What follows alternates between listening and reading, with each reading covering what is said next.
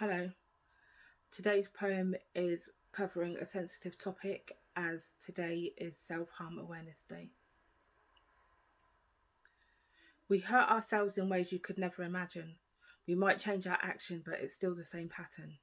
We get hurt, we cry, we ask ourselves why, and yet no one can see the pain for our eyes.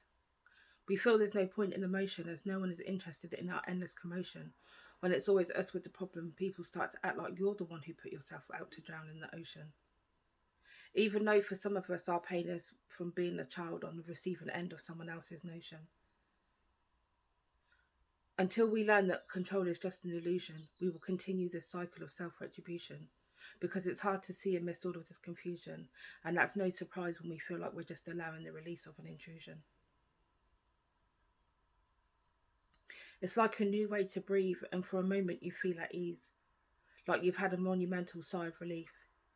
If only for a moment to feel at ease, not thinking that one day you'll be looking back at your scars in disbelief, even the ones you can feel and no one can see.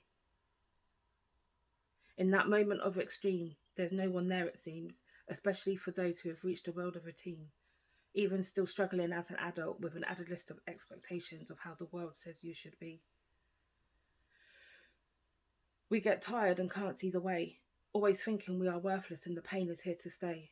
We think because people don't hear, feel or see what we say and carry on in a normal way, that them also not seeing our self-harm makes doing it okay.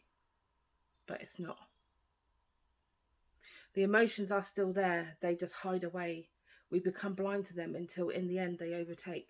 And that's all that goes on in your mind, no matter what you say. And the scars we give ourselves are just one more thing to deal with on a different day. So it's important to find a healthy way. There does need to be less judgment, more spaces and more faces for us to free our minds. Self-harm is not the way to get what you're hoping to find. Whilst waiting to get help, there are a few ways to help us survive.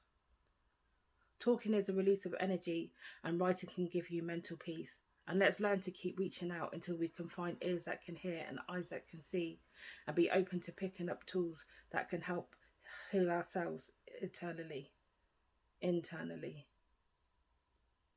We may not get to confide in who we would like, but it will be a person you need, and it can be very good to vary your dependency, as there are different things that people can see.